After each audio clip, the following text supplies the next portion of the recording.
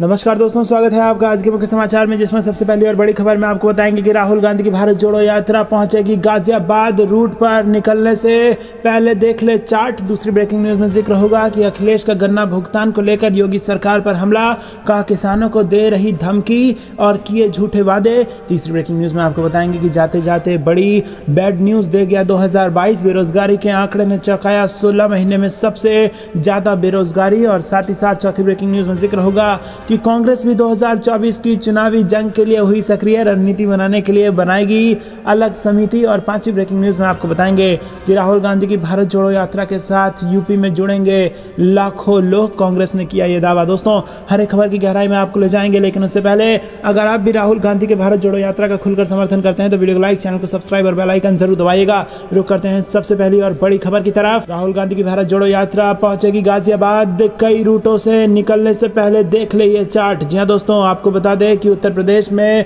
मंगलवार से कांग्रेस की भारत जोड़ो यात्रा की शुरुआत हो रही है और कांग्रेस के पूर्व अध्यक्ष और सांसद राहुल गांधी की भारत जोड़ो यात्रा 3 जनवरी को गाजियाबाद में पहुंचेगी और इसे लेकर गाजियाबाद में कांग्रेस के नेता तैयारी में लगे हुए हैं। वहीं इस यात्रा के दौरान ट्रैफिक को लेकर दिक्कत ना हो, इसके लिए पुलिस की तरफ से भी डाइवर्जन प्लान को जारी किया गया है। वहीं एडीसीपी ट्रैफिक रामानंद कुशवाहा ने बताया कि इस यात्रा के दौरान शहर में कहीं जाम न लगे, इसके लिए पहले ही टीम के साथ पूरे रूट को चेक कर लिया गया है। 3 जनवरी की सुबह 10 बजे से शाम 6 बजे तक डाइवर्जन रखा जाएगा। वहीं जरूरत के हिसाब से समय में बदलाव भी हो सकता है और इस दौरान पुलिस की टीम रूट पर तैनात रहेगी। वहीं सोशल मीडिया पर भी रूट के बारे में जानकारी को अपडेट किया जाएगा। दिक्कत होने पर लोग हेल्पलाइन नंबर पर कॉल कर सकते हैं। दोस्तों, हेल्पलाइन नंबर है 9643322904 और इस दौरान सुरक्षा के लिए 500 से ज्यादा पुलिसकर्मियों को तैनात किया जाएगा। दोस्तों, रुक करते हैं अगली ब्रेकिंग न्यूज की तरफ। अखिलेश का गन्ना भुगतान को लेकर योगी सरकार पर हमला, कहा किसानों को दे रही धोखा, किए झूठे वादे। जी हां दोस्तों,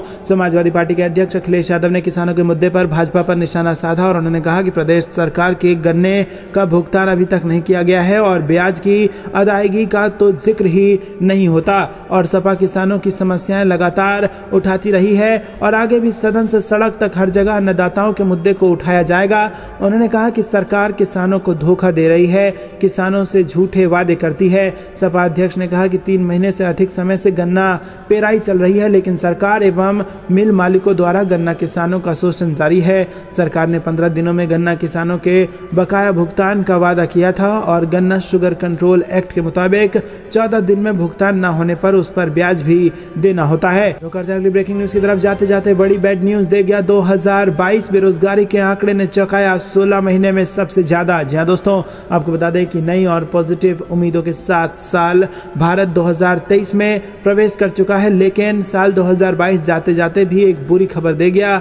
centre for monitoring Indian economy यानी कि CMIE द्वारा रविवार को जारी किए गए आंकड़ों के अनुसार दिसंबर 2022 में भारत की बेरोजगारी दर बढ़कर 8.5% हो गई है और ये पिछले 16 महीने में सबसे ज्यादा है। नवंबर 2022 में भारत की बेरोजगारी दर 8% थी। शहरी बेरोजगारी दर 10.09% बढ़ी और ये नवंबर 2022 में 8.96% थी, जबकि ग्रामीण बेरोजगारी दर 7.55% से गिरकर 7.44% हो गई। CMIE के MD महेश व्यास ने बताया कि बेरोजगारी दर में वृद्धि उतनी बुरी नहीं थी जितनी ये लग रही थी, क्योंकि ये श्रम भागीदारी दर में इजाफे के साथ आई है। दिसंबर में श्रम भागीदारी दर 40.48% तक बढ़ाई गई थी और ये 12 महीने में सबसे अधिक है। उन्होंने न्यूज एजेंसी रॉयटर्स को बताया कि दिसंबर 2022 में बेरोजगारी दर 37% से ज्यादा बढ़ी है और ये 22 से अधिक सबसे ज्यादा है। दोस्तों, रुक करते हैं अगली बड़ी खबर की तरफ। कांग्रेस भी 2024 की चुनावी जंग के लिए हुई तैयार, रणनीति बनाने के लिए बनाएगी अलग समिति। जी हां दोस्तों, आपको बता दें कि लोकसभा चुनाव और उसके बाद होने वाले विधानसभा चुनाव में भले ही अभी कुछ समय बाकी हो, लेकिन प्रदेश कांग्रेस अभी से चुनाव की रूपरेखा तैयार करने में जुट गई है। 2024 में होने वाले लोकसभा चुनाव और उसके बाद 2025 के बिहार विधानसभा चुनाव में पार्टी की जीत की रणनीति बनाने के लिए कांग्रेस आलाकमान के निर्देश के बाद प्रदेश में रणनीति समिति के गठन की तैयारी है। और कांग्रेस सूत्रों से मिली जानकारी के मुताबिक बिहार कांग्रेस की कमान मदन मोहन झा से लेकर डॉक्टर अखिलेश प्रसाद सिंह को सौंपने के साथ ही कांग्रेस ने स्पष्ट कर दिया था कि कांग्रेस बिहार में दूसरी पंक्ति की राजनीति से निकलकर मुख्य धारा की राजनीति करेगी। और बीते कुछ वर्षों में जिस प्रकार से सहयोगी दलों की ओर से चुनाव में सीट देने में अनदेखी की गई, पार्टी अब आने वाले दिनों में सीटों के मसले पर समझौता नहीं करेगी। अपनी इस सोच को अमली जामा पहनाने के लिए पार्टी ने चुनाव के मद्देनजर चुनावी रणनीति निर्धारित करने और सहयोगी दलों से सीट का तालमेल करने के लिए अलग से समिति के गठन का निर्णय किया है। और इस समिति में प्रदेश अध्यक्ष की महत्वपूर्ण भूमिका तो होगी ही, उनके अलावा पार्टी में कई पुराने और दिग्गज नेताओं की भी इसमें शामिल किया जाएगा, ताकि जहां चुनाव के एजेंडे तय हो सकें वहीं सहयोगी दलों से अपने हक के संबंध में जोरदार तरीके से बात हो सके। रुक करते हैं अगली ब्रेकिंग न्यूज की तरफ। कांग्रेस पार्टी का दावा, राहुल गांधी की भारत जोड़ो यात्रा के साथ यूपी में जुड़ेंगे लाखों लोग। जी हां दोस्तों, कांग्रेस के प्रांतीय अध्यक्ष और पूर्व मंत्री नकुल दुबे ने कहा कि राहुल गांधी की भारत जोड़ो यात्रा 3 जनवरी को उत्तर प्रदेश में प्रवेश कर रही है और इस यात्रा में उत्तर प्रदेश की सहभागिता भी बढ़ चढ़ कर दिखेगी और इसके लिए व्यापक तैयारियां की जा रही हैं। प्रदेश कांग्रेस मुख्यालय पर हुई प्रेस कॉन्फ्रेंस में उन्होंने कहा कि पिछले 8-9 साल से देश व प्रदेश को जो हालात बने हुए हैं उसमें भाई को भाई का दुश्मन बनाया जा रहा है। चंद उद्योगपतियों के पास देश का पैसा इकट्ठा होता जा रहा है और बाकी देशवासी गरीबी, महंगाई और बेरोजगारी की मार झेल रहे हैं। उन्होंने कहा कि भारत जोड़ो यात्रा के साथ यूपी में लाखों लोग जुड़ेंगे और इस मौके पर उत्तर प्रदेश कांग्रेस कमेटी के प्रशासन प्रभारी दिनेश सिंह, मीडिया संयोजक अशोक सिंह, प्रदेश प्रवक्ता संजय सिंह आदि मौजूद रहे। दोस्तों रुक करते हैं अगली ब्रेकिंग न्यूज की तरफ। नीतीश कुमार के बाद संजय राउत को भी दिखी राहुल गांधी में उम्मीद, 2024 में परिवर्तन की भविष्यवाणी। जी हां दोस्तों, शिवसेना नेता संजय राउत भी राहुल गांधी का तारीफ करने वाले नेताओं में शुमार हो गए हैं। उन्होंने भारत जोड़ो यात्रा की जमकर तारीफ की है और साथ ही यात्रा की सफलता की कामना की है। हाल ही में बिहार के मुख्यमंत्री नीतीश कुमार ने भी राहुल की तारीफ की थी और उन्हें 2024 में प्रधानमंत्री उम्मीदवार बताया था। शिवसेना के मुखपत्र सामना के संपादकीय में राउत ने लिखा कि राहुल गांधी भारत जोड़ो यात्रा के लिए चल रहे हैं और उनके कदमों को सफलता मिले, नए साल में देश भय मुक्त हो। उन्होंने सरकार पर महाराष्ट्र और देश को धोखा देने के आरोप लगाए और राहुल की यात्रा के खिलाफ साजिश करने की बात भी उठा दी। उन्होंने लिखा कि वर्ष 2022 ने महाराष्ट्र और देश को धोखे के अलावा और कुछ भी नहीं दिया। ये धोखाधड़ी सत्ताधारियों की ओर से हुई, लेकिन उसी समय हाथ में सत्य और निर्भयता की मिसाल लिए श्री राहुल गांधी भारत जोड़ो यात्रा से लेकर कन्याकुमारी से निकले। दोस्तों रुक करते हैं अगली ब्रेकिंग न्यूज की तरफ, जिसमें आपको बता दें कि नए साल के पहले ही दिन लगा महंगाई का झटका। कमर्शियल गैस सिलेंडर 25 रुपया हो गया महंगा। जी दोस्तों, नए साल के पहले ही दिन महंगाई ने एक और झटका दिया है। कमर्शियल सिलेंडर 25 रुपये महंगा हो गया है और लंबे अंतराल के बाद तेल कंपनियों ने कमर्शियल सिलेंडर के दामों में इजाफा किया है। आम उपभोक्ताओं के लिए राहत की बात यह है कि घरेलू रसोई गैस सिलेंडर के दाम में इस महीने भी कोई बदलाव नहीं हुआ है। रेट रिवीजन के बाद इस महीने कमर्शियल सिलेंडर 25 रुपये बढ़कर 1872 रुपये का हो गया है। लेकिन दोस्तों, जब कमर्शियल सिलेंडर महंगा होगा तो उसका असर बाकी चीज़ों पर भी पड़ेगा। रुक करते हैं अगली ब्रेकिंग न्यूज की तरफ। फिर एक होगी शिवसेना, एकनाथ शिंदे गुट की उद्धव ठाकरे को सलाह, 1-2 दिन में बगावत पर होगी बात। जी दोस्तों, महाराष्ट्र की राजनीति में फिर से उथल पुथल के आसार हैं और अब मुख्यमंत्री एकनाथ शिंदे के गुट और मंत्री दीपक केसरकर ने पूर्व सीएम उद्धव ठाकरे को आत्ममंथन की सलाह दी है और साथ ही उन्होंने संभावना जताई है कि ये दोनों गुटों के दोबारा साथ आने में मददगार हो सकता है। बीते साल जून-जुलाई में शिवसेना के करीब 40 विधायकों ने बगावत कर दी थी। दोस्तों रुक करते हैं अगली ब्रेकिंग न्यूज की तरफ। वरुण गांधी क्या कांग्रेस में होंगे शामिल? लंबे समय से बगावती मूड में है वरुण गांधी, भारत जोड़ो यात्रा में चलेंगे क्या भाई राहुल गांधी के साथ? ये बड़ी खबर है क्योंकि भारत जोड़ो यात्रा दोस्तों उत्तर प्रदेश में प्रवेश कर ही चुका है और ऐसे में अगर वरुण गांधी राहुल गांधी के साथ उस यात्रा में दिखाई दिए तो ये भाजपा के लिए बहुत बड़ा झटका माना जाएगा और इससे कांग्रेस पार्टी जीत की तरफ जो लगातार आगे बढ़ रही है वो और आगे बढ़ जाएगी। आपको क्या कुछ लगता है कमेंट में जरूर बताइए। रुक करते हैं अगली ब्रेकिंग न्यूज की तरफ। कांग्रेस प्रदेश कमेटी ने कार्यकारिणी गठन के लिए हाईकमान को भेजी सूची, छोटी टीम के संकेत। जी हां दोस्तों, उत्तराखंड से ये बड़ी खबर आ रही है जहां पर यहाँ पर छोटी टीम होने के संकेत दिए गए हैं। प्रस्तावित कार्यकारिणी में प्रदेश उपाध्यक्षों की संख्या 25 से 30, महामंत्रियों की संख्या 40 से 45 और सचिवों की संख्या 50 हो सकती है और प्रदेश कांग्रेस कमेटी का आकार 150 से 200 के बीच सिमट सकता है, जबकि पिछले प्रदेश कमेटी में ये संख्या 600 थी। तो दोस्तों 600 की टीम को काटकर उत्तराखंड में कांग्रेस 200 की बनाएगी। दोस्तों रुक करते हैं अगली ब्रेकिंग न्यूज की तरफ। बढ़ रहा है कांग्रेस का जनाधार, प्रदेश अध्यक्ष खाबरी बोले नगर निकाय चुनाव में बीजेपी टेक देगी अपने घुटने। जी हाँ दोस्तों, आपको बता दें कि उत्तर प्रदेश कांग्रेस कमेटी के अध्यक्ष बृजलाल खाबरी ने कहा कि राज्य में कांग्रेस का जनाधार बड़ी तेजी से बढ़ रहा है। पार्टी ने पिछले 2.5 साल में ही काफ़ी ग्रोथ किया है और आने वाले 6 महीने में हमारी पार्टी यूपी में हर जगह दिखेगी। बृजलाल खाबरी ने कहा कि प्रदेश कमेटी की नई टीम तैयार करने में अब बहुत समय नहीं लगेगा। टीम बनाने की प्रक्रिया बहुत पहले से चल रही है।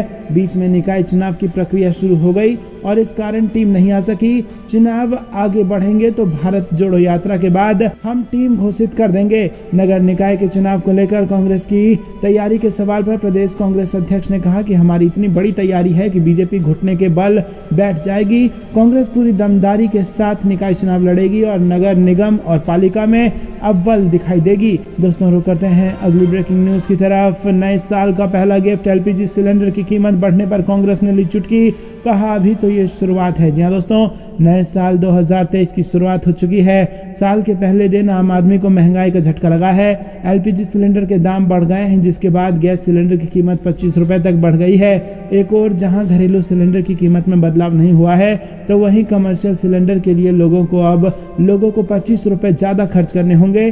साल के पहले दिन गैस सिलेंडर की बढ़ती कीमतों पर कांग्रेस ने केंद्र सरकार को निशाना बनाते हुए चुटकी ली है। कांग्रेस ने अपने ट्विटर हैंडल पर ट्वीट करते हुए लिखा कि नए साल का पहला गिफ्ट कमर्शियल गैस सिलेंडर 25 रुपया महंगा हो गया है। अभी तो ये शुरुआत है, नए साल की बधाई। दोस्तों, रुक करते हैं अगली ब्रेकिंग न्यूज की तरफ। सुधर जाओ वरना थाने को आग लगा दूंगा। बंगाल में बीजेपी विधायक ने पुलिस वालों को दी धमकी, जिसके बाद उठ गया ये विवाद। जी हाँ दोस्तों, पश्चिम बंगाल के भारतीय जनता पार्टी विधायक स्वप्न मजूमदार विवादों में फंस गए हैं। उन्होंने थाने में पहुंचकर पुलिस वालों को धमकी दी। वहीं बनगांव दक्षिण विधानसभा क्षेत्र में एक पुलिस थाने को उन्होंने जला देने की धमकी दी है और उनकी ये धमकी वायरल हो रही है। उन्होंने पुलिस वालों से कहा है कि अपना रवैया नहीं बदला तो वो थाने में आग लगा देंगे। स्वप्न मजूमदार उत्तर 24 परगना जिले के अशोकनगर इलाके में एक रैली में पार्टी कार्यकर्ताओं को संबोधित कर रहे थे।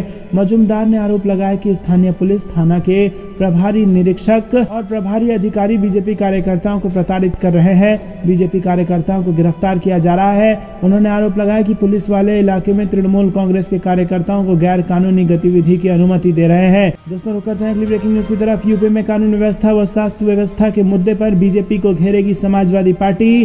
पार्टी ने तैयार कर लिया है ये जबरदस्त प्लान। जी हाँ दोस्तों, समाजवादी पार्टी कानून व्यवस्था व स्वास्थ्य के मुद्दे पर भाजपा को घेरने के लिए यहां पर तैयारी कर चुकी है। पहले चरण में इंटरनेट मीडिया पर सपा ने इन दोनों ही मसलों पर आक्रमण शुरू कर दिया है। अब अगले कुछ महीने में महंगाई, बेरोजगारी, किसानों की समस्या, कानून व्यवस्था व स्वास्थ्य के मुद्दे पर सपा सड़कों पर उतरने की तैयारी कर रही है। निकाय चुनाव व 2024 का लोकसभा चुनाव को देखते हुए पार्टी इन मुद्दों के जरिए अपने कार्यकर्ताओं में जोश भरेगी। सपा ने एक ऐसी टीम बनाई है जो आपराधिक व खराब स्वास्थ्य व्यवस्था को लेकर प्रदेश भर में जो खबरें प्रकाशित हो रही हैं उनका वीडियो बनाकर इंटरनेट मीडिया पर पोस्ट कर रही है। सपा इसे टैगलाइन डबल इंजन भाजपा सरकार अपराध नियंत्रण में नाकाम एवं प्रदेश में भाजपा सरकार अपराध बढ़ रहा लगातार नाम से इंटरनेट मीडिया पर अपलोड कर रही है। प्रदेश की खराब स्वास्थ्य व्यवस्था को लेकर भी मीडिया में जो खबरें प्रकाशित हो रही हैं उसे भी सपा इंटरनेट मीडिया पर पोस्ट कर रही है। दोस्तों, रुक करते हैं अगली ब्रेकिंग न्यूज की तरफ। लोकसभा का चुनाव का सेमीफाइनल होंगे 9 राज्यों के चुनाव। किसका पलड़ा कहां है भारी, आपको बता दें दोस्तों कि देश में इस साल 9 राज्यों और एक केंद्र शासित प्रदेश में प्रस्तावित विधानसभा चुनाव को 2024 में होने वाले लोकसभा चुनाव का सेमीफाइनल माना जा रहा है। पूर्वोत्तर के राज्यों के अलावा कर्नाटक, मध्य प्रदेश, राजस्थान, छत्तीसगढ़ और तेलंगाना में भी इस साल विधानसभा चुनाव होने हैं। पूर्वोत्तर राज्यों नागालैंड, त्रिपुरा और मेघालय में सबसे पहले विधानसभा चुनाव होंगे। संभावना है कि इन राज्यों में फरवरी-मार्च में चुनाव होंगे और इनकी विधानसभाओं का कार्यकाल मार्च में अगले तारीख को खत्म हो रहा है। कर्नाटक, राजस्थान और मध्य प्रदेश के अलावा छत्तीसगढ़ राज्य में मुख्य मुकाबला कांग्रेस और बीजेपी के बीच है। वहीं राजस्थान और छत्तीसगढ़ में अभी तक कांग्रेस मजबूत नजर आ रही है। वहीं कर्नाटक और मध्य प्रदेश में बीजेपी सत्ता में होने की वजह से मजबूत आ रही है। त्रिपुरा में जहां भाजपा की सरकार है तो नागालैंड में नेशनलिस्ट डेमोक्रेटिक प्रोग्रेसिव पार्टी सत्ता में है। नेशनल पीपुल्स पार्टी की मेघालय में सरकार है जो पूर्वोत्तर की एकमात्र पार्टी है जिसे राष्ट्रीय पार्टी का दर्जा प्राप्त है। दोस्तों, करते हैं अगली ब्रेकिंग न्यूज की तरफ। भाई को बांटो भाई को काटो की राजनीति नहीं होने देंगे। आर पार के मूड में वरुण गांधी, बयान के क्या है मायने। जी हाँ दोस्तों, लंबे समय से अपनी ही बीजेपी सरकार पर निशाना साधते रहे पीलीभीत से सांसद वरुण गांधी एक बार फिर से सुर्खियों में है। दरअसल वरुण का पिछले दिनों एक वीडियो वायरल हुआ जिसमें वो वो काफ़ी हमलावर नजर आए। सवाल उठने लगे कि क्या वरुण गांधी अब आर पार के मूड में है। दोस्तों आपको बता दें कि वरुण गांधी बेरोजगारी, अग्निवीर योजना, किसान आदि के मुद्दे पर यूपी की योगी सरकार से लेकर केंद्र सरकार तक को घेरते रहे हैं और हाल ही में वरुण गांधी ने बयान दिया जिसमें उन्होंने कहा कि भाई को बांटो और भाई को काटो की राजनीति नहीं होने देंगे। उन्होंने हिंदू मुस्लिम मुद्दे को भी बराबर उठाए जाने पर मीडिया को आड़े हाथों लिया। वरुण का यह बयान चचेरे भाई और कांग्रेस के पूर्व अध्यक्ष राहुल गांधी के हालिया बयान जैसा ही है। भारत जोड़ो यात्रा के दौरान राहुल भी हिंदू मुस्लिम के मुद्दे पर सरकार और मीडिया को घेरते रहे हैं। दोस्तों रुक करते हैं अगली ब्रेकिंग न्यूज की तरफ। शिवसेना को राहुल गांधी से उम्मीद, संजय राउत बोले कायम रहा प्रभाव तो 24 में हो सकता है बदलाव। जी हां दोस्तों, शिवसेना के नेता संजय राउत ने रविवार को दावा किया कि पिछले वर्ष कांग्रेस नेता राहुल गांधी का नेतृत्व प्रभावशाली रहा और अगर वर्ष 2023 में यही कार्यक्रम जारी रहा तो अगले आम चुनाव में देश में राजनीतिक बदलाव देखने को मिल सकता है। शिवसेना के मुखपत्र सामना में अपने साप्ताहिक आलेख रोक टोक में राउत ने यह भी कहा है कि प्रधानमंत्री नरेंद्र मोदी और केंद्रीय मंत्री अमित शाह को नफरत और विभाजन के बीज नहीं बोने चाहिए। राज्यसभा सदस्य संजय राउत ने कहा कि राम मंदिर का मुद्दा सुलझ गया है, इसलिए इस मामले पर अब कोई वोट नहीं मांगे जा सकते। उन्होंने कहा कि इसीलिए लव जिहाद का नया पेच तलाशा जा रहा है। क्या लव जिहाद का नया हथियार चुनाव जिताने के लिए और हिंदुओं के बीच डर फैलाने में इस्तेमाल किया जा रहा है? हाल में टेलीविजन कलाकार तनिषा शर्मा की कथित तौर पर आत्महत्या और बहुत चर्चित श्रद्धा हत्याकांड का जिक्र करते हुए राउत ने कहा कि ये लव जिहाद के मामले नहीं थे।